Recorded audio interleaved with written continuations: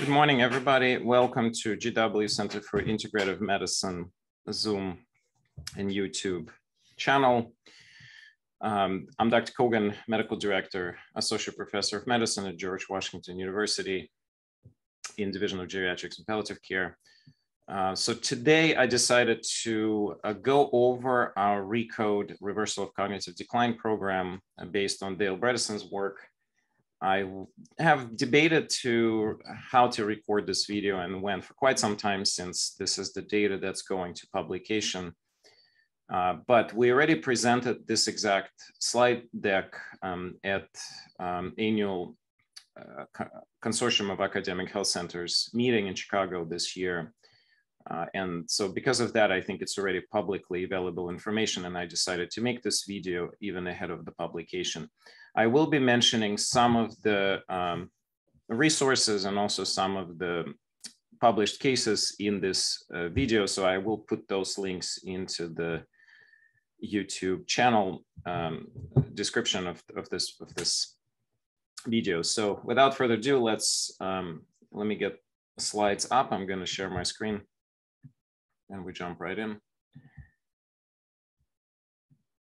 So this is our first 50 patients now. We're at over 60 patients now as we're growing. But when we decided to submit this application for the presentation, this was it was late 2022. So by now we have more than 60 patients. We're adding up somewhere between 10 to 14 patients a year on average. Of course, there's also significant attrition. Not everybody, as you will see, stay in a program for more than a year, which is how patients get re-enrolled. So if they're not staying in the program for more than 12 months, we don't include them in analysis, and I'll show you that data. Some of my disclosures. So those of you who are not familiar with ReCODE, ReCODE is not all about lifestyle. Lifestyle is a very big piece. It's a top, as you can see, it's a top of it, sort of the most important pillar. It includes, of course, the diet, exercises, cognitive training, and neurostimulation, whether it's with cognitive mind-body, but also with some light therapy, as I'll show you. Optimization of personalized biochemical and genetic drivers. We'll talk about that in detail, and correction of variety of drivers. So this is currently the way we think about this in this broad categories that Dr. Bredeson has created.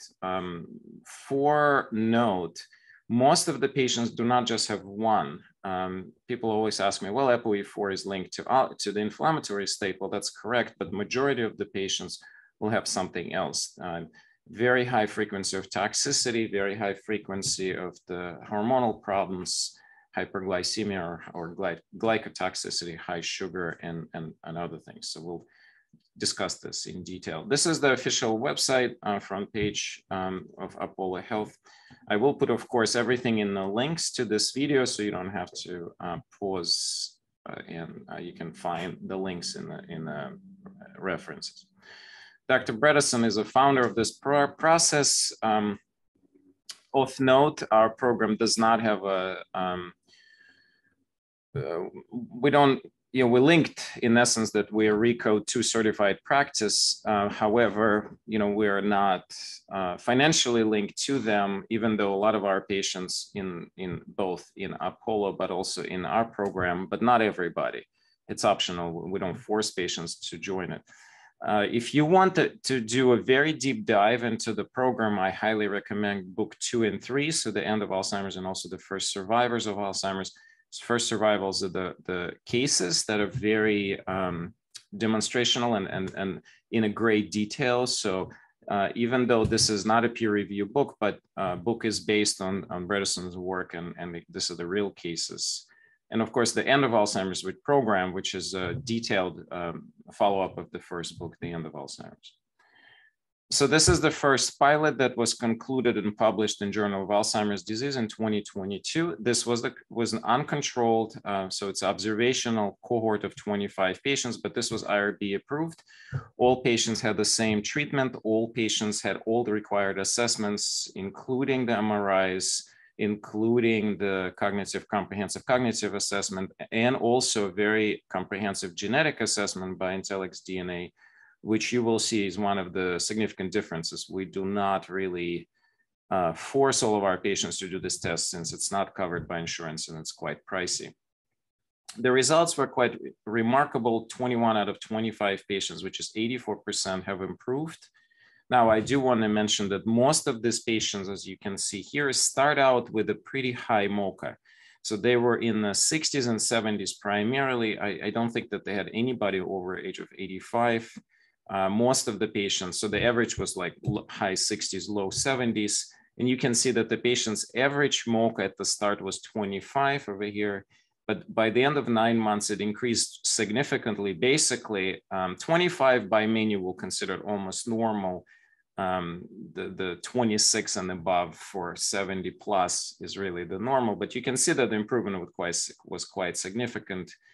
And also, in parallel, all the metabolic parameters that were assessed dramatically improved. So for CRP on average to improve more than 1 point, even in such a short period of time, it's quite significant. So this was, and not just that, the sugar parameters improved, cholesterol improved, homocysteine, which is in one of the measures of methylation, improved. So all of those things were in parallel with cognitive improvement, which makes sense. I mean, this is exactly how we address the drivers. We treat them directly. Now, if you look at the more real life data, which is, the study that I just showed you was controlled. So meaning controlled for what patients were getting, not controlled for against placebo or standard of care treatment. But, it's expensive. They put in many hours per week of coaching, which is in real life very difficult to do and very expensive. So what happens in the real life? This is the current data. And this is very comparable to what you will see in our practice. So you can see that the patients improving or not changing, which to me often is improvement, is about 70, so 74% in total. That is, I think, the real data, like if you're looking for a ReCODE practice out there, that's what you should be expecting. I would say that the patients who have ApoE4, their chances of improvement are much higher than the patients who do not have ApoE4. And we'll talk about that in a second, why. But I think another important point of this data, these patients are generally on the younger side. So we are, if you look at the patients who are 80 and above, I think the outcomes are not as great, although as you will see from our data, that's majority of our patients, partially I think because I'm a geriatrician and also since our memory clinic run by geriatrics practice, I think our referrals in many ways come through that, and then patients tend to be older. So if you're younger, you should expect a better result with or without ApoE4 status. The last disclaimer is, I don't know which of these patients were from our clinic, if any. We don't have any way of looking into that. If you've seen the first peer review publication by Dale's group, which was called The First 100 Cases of ReCODE, I will put the link to the peer review study there. There were 3 patients from our practice in that publication, but that's now ancient history. It's 2018, so it's 5 years ago. This is more recent. So the program is very complex. I always tell the patients, if you're not ready to put at least 2 hours a day into this program, please don't bother, because I think doing partial implementation, well, let me back up. It's not don't bother. It's just, I wouldn't expect the results to be quite good. I would expect maybe you'll slow down the decline if you do a very partial intervention, or if you do, say, if you're doing a diet haphazardly. You may have some benefits, but the true benefits is when you really control the drivers, when you address all the drivers that you can assess. That seems to be when the magic happens. If you just implement the diet, if you just implement aggressive exercise, and even if you add things like light therapy, cognitive training, I don't think you can truly reverse. I think you can slow down. I think you may even be able to arrest the progression. And for some patients, that's a significant and the desired outcome. And that's fine. But what I'm presenting here is the full program, which includes fixing the drivers. Lots of different herbs. Part of the, and supplements, part of that is that a lot of the drivers, when you treat them, you don't have medications. Let me give you an example. We don't have any medication to control inflammation. If you think you can take Motrin or non-steroidals of prednisone, that's wrong, because that's actually going to cause more problems than any benefits. So there's no medical interventions for inflammatory states. It's all lifestyle based, and also lots of really good supplements and herbs, turmeric, of course, and green tea, and dark extracts from different berries and other plant-based foods, which often are really essential as an antioxidants and free radical scavengers. So those are the ones that in combination control inflammatory states. You can, if you look at particular herb, like if you look at the ginkgo, for example, is there evidence of ginkgo treating Alzheimer's? No, there isn't. And that's very simple, because single intervention will never work. It's too complex of a condition, just like the fallacy of thinking that somehow you can give one drug for Alzheimer's and cause reversal. There's no mechanism for that. So people who just watched my video on the most recent medication for Alzheimer's that removes the plaques and tangles, know how skeptical I am, because you don't really treat the driver. You treat a pathology, and there's no real chance of fixing it since the driver is still there. It's still causing the pathology. You have a faucet with a running water, and instead of turning it off, you're mapping the floor thinking that it's going to fix something. It's not. It's a wrong logic. Let's come back to the slides. So hormonal abnormality is extremely common. Definitely thyroid is probably the most common, but sex hormones as well.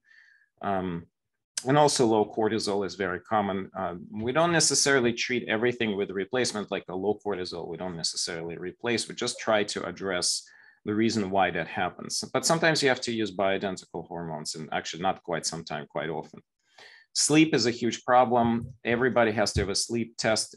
In fact, if you're new to this whole topic and your loved one has Alzheimer's and they did some basic blood work, it's one thing that gets missed all the time by many, many practices, and that's to do a comprehensive sleep assessment, either with a good home sleep test, which is what we do, or in the lab. The reason we would like to do the home test is practicalities. The lab is hard to get in. Yes, it's the best assessment, but patients don't sleep in the lab as well, especially if they have a cognitive impairment. It's very difficult to do a good sleep test in the lab. Patients often get quite distraught, and they really can't sleep the way they can sleep at home. So that's actually the main reason why we like to use the home sleep test. And then our preferred method, of course, is the dental appliance, mostly because CPAP, while fixing oxygen problem, it doesn't really fix the cycling of the sleep, and often causes more problems since it's very invasive intervention. So if patients can effectively use appliance, then that's our preferred. And with that, I will say that 100% of patients have to go see biologic dentist, even if they don't have silver fillings. The mercury containing film is called amalgams. That's because the dental infections are very common, and also, just any problems with the teeth can really impact cognition. It's not just decay. Periodontal disease, chronic root canal, or just any root infections, or any infection, chronic infection in the mouth can be very problematic. There's a research showing that we find the parts of the bacterial walls is in essence inside the brain, which they think the thinking is that that's what triggers inflammation in the brain. Other infections, I often put the infections into the toxic load, whether it's Lyme, chronic viral infections. It adds up to toxicity. Sometimes infection may not even be acute anymore, may not even be present. There may just be a leftover toxic circulation. The mold is a very good example. It's not an infection. You're inhaling mold toxin, and you may be out of the mold environment, but the toxin still circulates through your gut. So you're reabsorbing it and putting it back into circulation and again and again. And until you disrupt that, you're not going to get better. In fact, this whole idea of inhalation Alzheimer's is very, very common, harder to treat. So the toxicity generally is more challenging. It's a little harder to identify. There is no standard labs to assess it. You have to have a very comprehensive way of looking into toxins, and also comprehensive detox program. Often Good practices would have more than one provider. We have actually 3 to handle all this because, depending on type of toxicity, like mold toxicity, we have a special mold toxic expert who's directly trained by Shoemaker, simply because it's very time consuming and challenging to do this right. So you have to have appropriate staffing. So when you're looking for a program, make sure that you pick some program where if toxicity is your problem. And then really critical neurostimulation. 40 hertz light and sound is our current preferred approach, just because we have a lot of patients on Medicare, and this is free. You just have to have an iPhone or Android. You have to have the right equipment, but once you have an equipment, the actual modalities are all free. You can get 40 hertz and light sound therapy. It's going to be FDA approved soon, but probably those devices are going to be relatively expensive. I already did a 40 hertz light sound detailed video. I will put the link to that one as well here in the description. The most recent development is that Apollo now recommends the red light therapy, not infrared red light, and I will put the link to that particular equipment as well in description, but it's expensive. And unfortunately, because it's expensive, we haven't started utilizing it, but I think we will soon. We do like infrared light. Often it goes together with a detox, but I do think that there's also general cognitive improvement, although I think that's not very well evidenced. So this is our data. As you can see, we have 73% of patients either getting better or not progressing, which to me, not progressing, if you're in the mid-70s, is a very good thing. So I kind of lump those together. And that is very similar to what generally I think practices do see there. The higher the chances of ApoE4, the more likely you're going to do well, despite age. So notice that these are patients who are on average 80 in our practice. Now, I do want to put a disclaimer that I think the reason the average age is 80 is that we have few patients we took into our program who are much older, in 80s and even in 90s. And some of those patients, believe it or not, do get better. So age is not a limiting factor. Yes, age is probably associated with a poor outcome. Well, not probably, for sure. But it's not a sort of like, that's it. If you have an early Alzheimer's at the age of 80, you should give up. Absolutely not. I would say the earlier intervention starts, the better. That's 100% accurate. However, we do take everybody, and there's reason for that. I've seen that what drives the improvement or stability is not just how far along the patient is, but really how aggressive the caregiver is at implementing the program. If they can implement it completely with a close follow-up, staying on top of every detail, those are the patients who do the best. We do have a coaching program. Yes, we have packages where we chase the patients, but frankly, we don't require it. And frankly, what works better is when internal motivation is the factor and not the money. So we see that as being most important factor. You see at least close to half of our patients dropped out of the program. And there are all kinds of reasons, but again, it's not truly all finances. I would say that yes, half of the patients can continue just because they quickly realize how expensive it gets. I would say that the total cost in the year one, between increasing cost of food, buying needed subscriptions like Apollo, for example, paying for the certain labs, which not all insurance covered, paying for time with practitioners, for coaches, paying for supplements, paying for herbs, paying for detox programs, paying for dental, I'm going to speak separately in a second. Put all that together, and it probably somewhere between $5,000 to $10,000 easily. The dental price is what really changes the first year. It's not an unusual for just dental work to cost $10,000 if you have, let's say, 7, 8 amalgams, and those all have to be crowns, and you have to really remove them as soon as possible because you're toxic. Mercury is very high.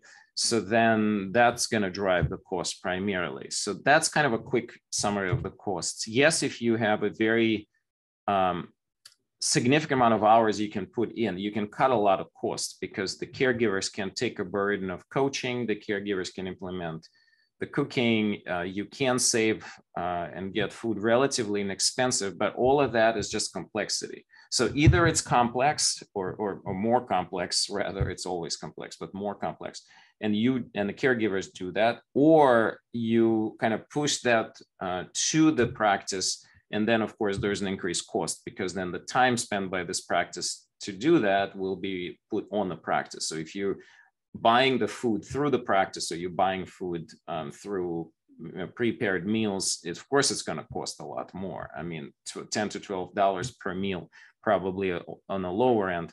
We often recommend territory foods, which is a DMV local area high grade foods that they do have a ketogenic option already preset, so you can just order that. But we also teach patients how to cook, and of course the ReCODE Apollo has all kinds of resources there, including the group support. So if you subscribe to them, and the subscription is not even that expensive. Again, you can check all of this out on in the links. I'll put everything in the links. Let's come back to the data. So I do want to point out how much better ApoE4 patients are doing, and that's because managing inflammatory response, so treating inflammation, is easier, or I wouldn't say easy, but it's easier than, let's say, treating toxicity. And I think for that reason, patients with ApoE4 tend to do the best. As I mentioned in a previous video, you may have seen the recent study in China showed pretty dramatic result when you just put 6 healthy lifestyle interventions: the diet, exercise, cognitive training, social engagement, meaningful activity of some sort, and a non-smoking, non-drinking. You combine all these things together and you almost decrease risk of Alzheimer developing from 2 to 3 times higher to baseline, which we kind of already suspected, but I think it's even better than that. I think, frankly, if you have ApoE4 and you have early Alzheimer's, it's probably your ticket to get better.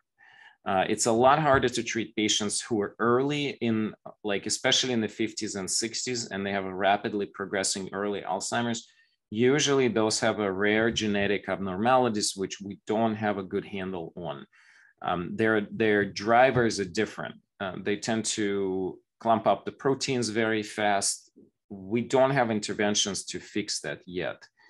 Maybe the stem cells in the future, maybe certain peptides will be effective. By the way, talking about peptides, we do use VIP with a lot of patients, and not just with patients with mold, although majority, of course, are the ones with mold. And I expect that more practices will start using more peptides very soon. We're kind of just getting into that, but I think peptides really going to be a big one. And also, we do have a lot of patients on cannabinoids. I'm going to leave that topic out because it's unevidenced and there's no clear data. But what's really clear is 100% of patients with Alzheimer's disease have internal production of cannabinoids, or what we call an endocannabinoid tone declining. So we know 100% that the cannabis is going to be the future of Alzheimer's. We just don't know exactly how it's going to look. We're trying to work on this. Stay tuned. I have some ideas, but it's a little too early to discuss this today. So I'm going to show you 2 selected cases. So this is the case who was presented, and I will put the actual link to the published article in the summary here. He was, this was a long time ago. He was one of our first patients who did really well. At age of over 90, he improved rapidly within 6 months because his main driver was just toxicity. He was not inflamed. He had a lot of factors going for him, and he got really better. Unfortunately, passed away a couple of years later from multiple strokes. So, but he was also 93 at that point. And here's another case, a 75-year-old woman. Now, her drivers are multiple, and this is very typical. So this case presented more as more typical case. So ApoE4, and on top of that, inflammation, mold, mercury. So lots of different things. And this is very typical what we see. In the first 6 months, people get somewhat better, but not really way better. And then 3.5 years now, she's not completely back to normal, but she's able to read and write again and drive again. So most of the activities have returned, but it's not, I wouldn't say she's normal because she still forgets a lot of things. Mocha is not 30 out of 30. This is a highly intelligent, college-educated person. So you really expect baseline Mocha to not be 30, but like 35 out of 30. We often joke because patients with high education can often fool the Mocha test in an early phases. So they may be 28, 27, but it's actually quite abnormal for them. Mocha doesn't do well at those top numbers there and also at the bottom as well. So let's continue. So in conclusion, basically, I think in my opinion, this is the most effective current program on the market, whether you use it through this clinic or some other clinic, as long as program is implemented according to the ReCODE 2 standard. I think you have a decent chances if you have ApoE4, those are the, of course, highest chances I described. If you can't follow the program in a great detail, don't expect good outcome, you could try it. And I think it's still worth the cost. And there's, as you notice, we're not really talking about medications. We're really not talking about any aggressive, dangerous interventions here at all. So it's safe for most part, but you do have to have a very good practitioner to guide you. There could be complications. If you're going to try ketogenic diet on your own and you're, let's say, on an older side, let's say 80 plus, and you're losing weight, that could be very dangerous. And so you really can't do this all by yourself. You have to have somebody guide you.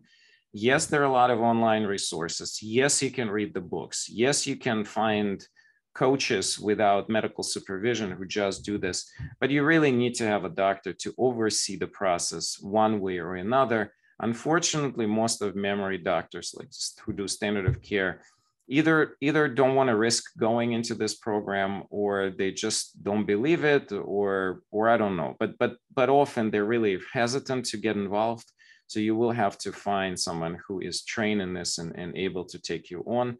I would say that definitely there's a controlled trial going now. I will at some point, of course, once the trial is out, I'm sure we will do another podcast with Dr. Bredesen. And those of you interested in the podcast, I'll put the link to it. And with that, I hope you have a good day.